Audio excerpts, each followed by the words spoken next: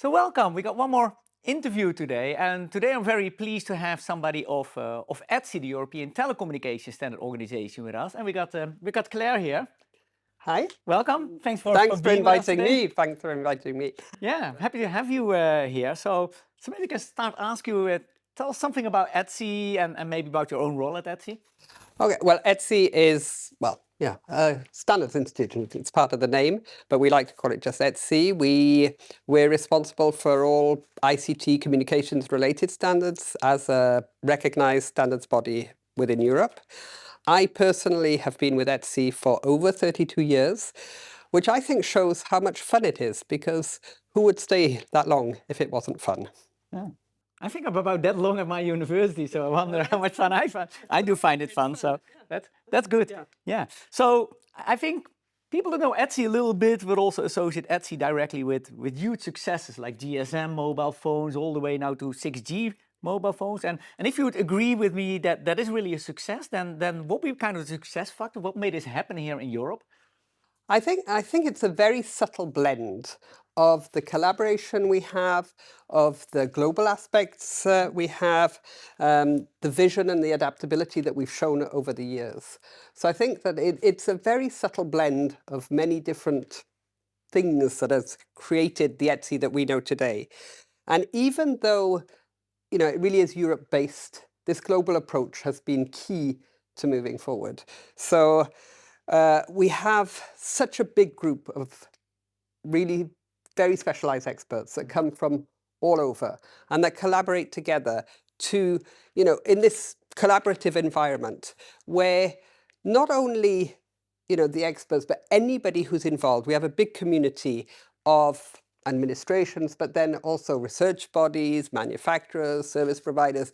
We have the universities involved, which is great because this is where we get all the new ideas coming out. Actually. And all these people have an equal voice.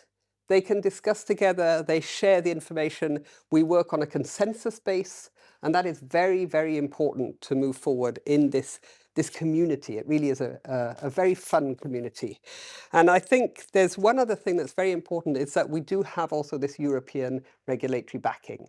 And that gives us this credibility, not only in Europe, but throughout the world. Okay, thank you. And I think the example, well, I started with talking about myself, mobile phones. I think that's the first thing we might think about that. But is Etsy's activity kind of limited really to the mobile phone component, or is it wider or is growing wider in terms of technologies that you're covering?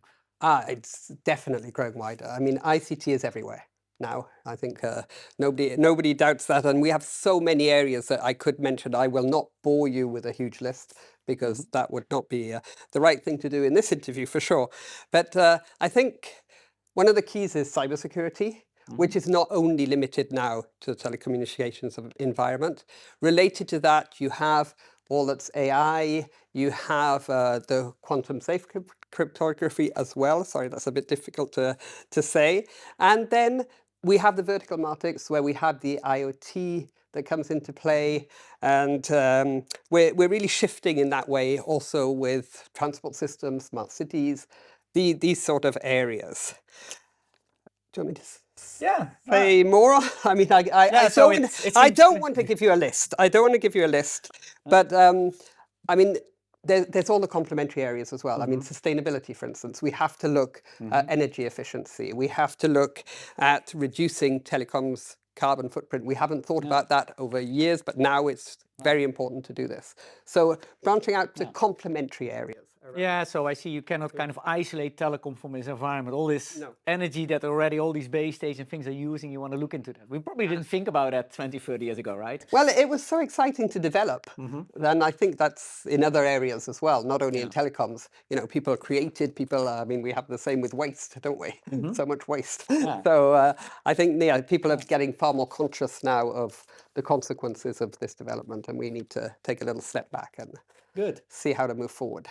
Now, if we try to look forward, because I think, also myself, I think we'll be very successful in Europe in setting this mobile telecommunication and Etsy's role in that.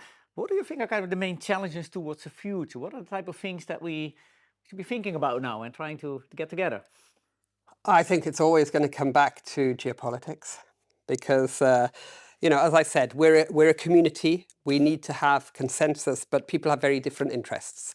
And this is where, especially today, we have international competition. There are threats in certain regions. And to all align on what is needed is quite a complex a matter. So there are other areas where we have challenges. I mean, everything is so rapid.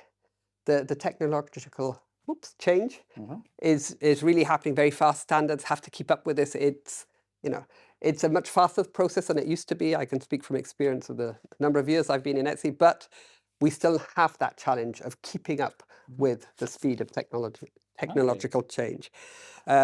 Things I've mentioned before, cybersecurity, really, this is a challenge. Environmental sustainability, this is a challenge too. There is a perception also, we need interoperability, that's what standards are for, but that can sometimes be perceived as something that stifles innovation. And we're always having to balance this out as well.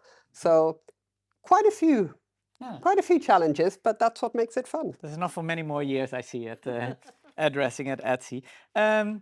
Wrapping up the interview, is there any particular message perhaps you want to share with the European students here? Yeah, absolutely. I think I'd like to say, there's perceptions of standardization, but standardization isn't just a set of technical rules.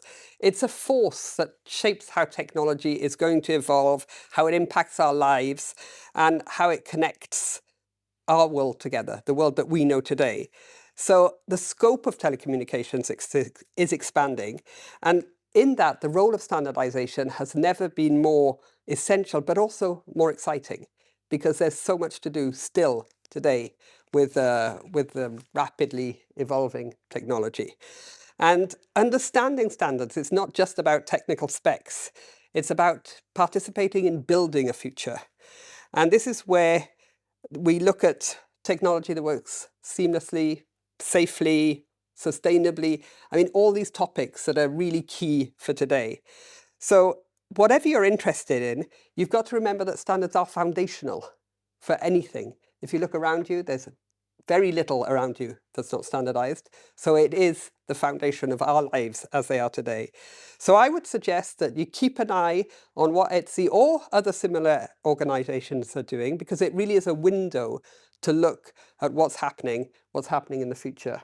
And I would get involved, or if you can't, get involved, definitely watch what we're doing. Hey, thank you. And thanks so much for sharing this with us, and I'm sure we'll be interacting again in the near future. Thank you. Thanks so much. Thank you.